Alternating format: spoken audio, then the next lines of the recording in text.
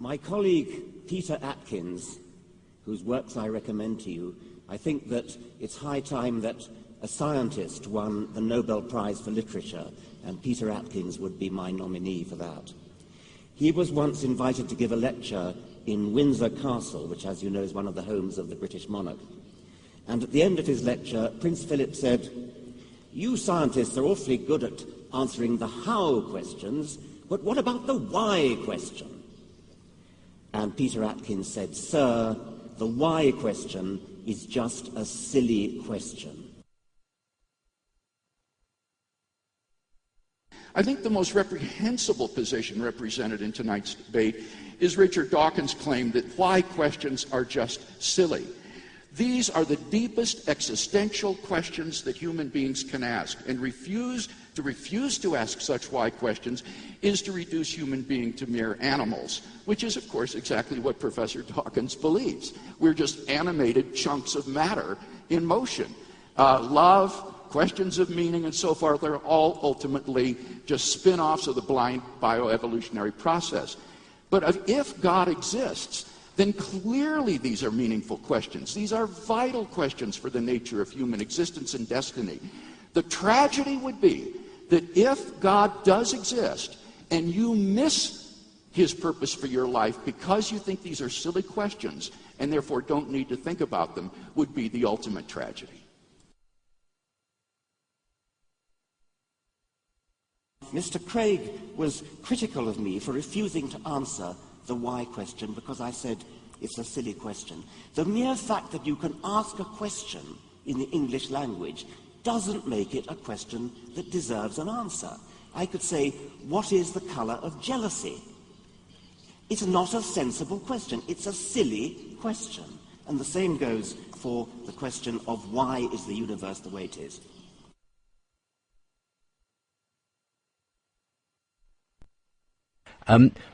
What is Dawkins' ultimate problem with why questions? Why do you think his mindset is so firmly located in only the things that science can tell us have any worth in terms of knowing?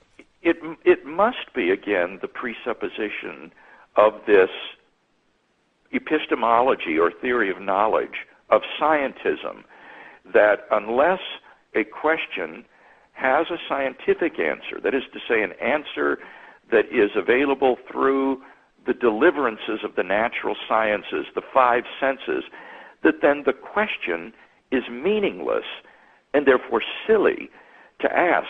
What this is, Justin, I think, is a lingering hangover of the verificationism and positivism that dominated philosophy back in the 1930s and 40s. It has been universally given up among philosophers and theorists of knowledge. It's been recognized that this old verificationism is self-defeating and far too restrictive to be a plausible criterion of meaning. And yet among people like Dawkins and others who were educated, I think, in the positivist era, this sort of scientistic approach to knowledge still hangs on in their work and lingers, and as a result still has not been exorcised from popular culture.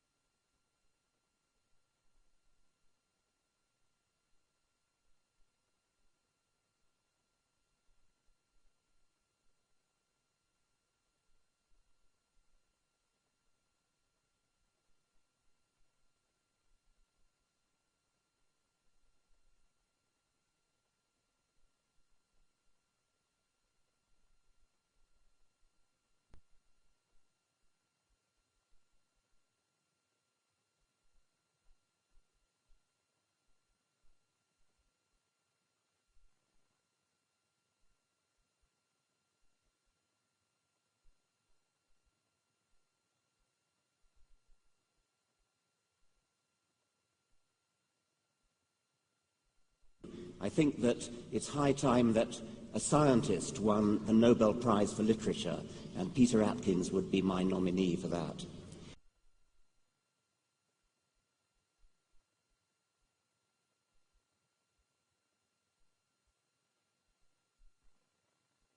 Nothing did indeed come from nothing.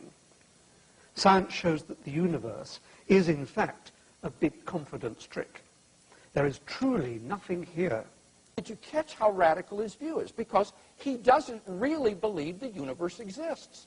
On Dr. Atkins' view, nothing exists. I at least exist. As Descartes said, even when I doubt that I exist, who is there to do the doubting? I doubt, therefore I am.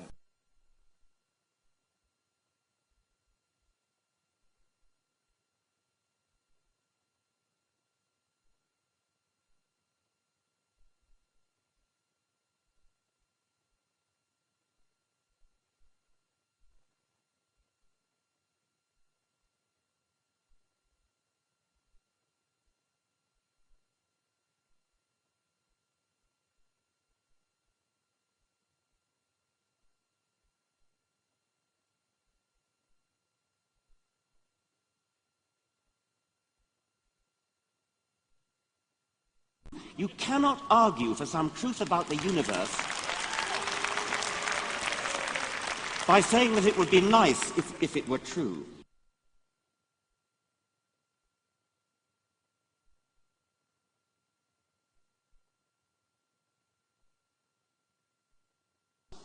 We've argued tonight, first of all, that if God does not exist, then the universe has no purpose. Our atheist colleagues admit that.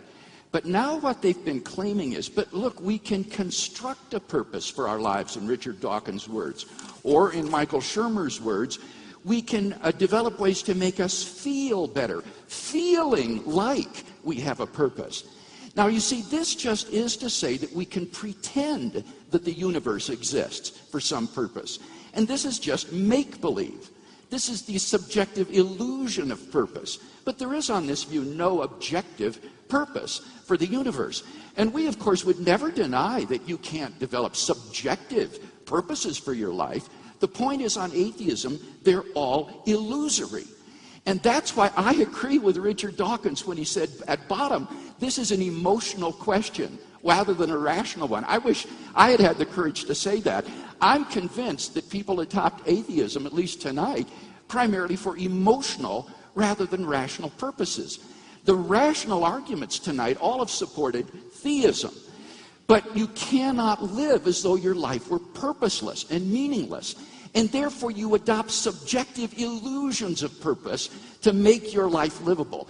And that's why I think atheism is not only irrational, it is profoundly unlivable. You cannot live consistently and purposefully within the context of an atheistic worldview.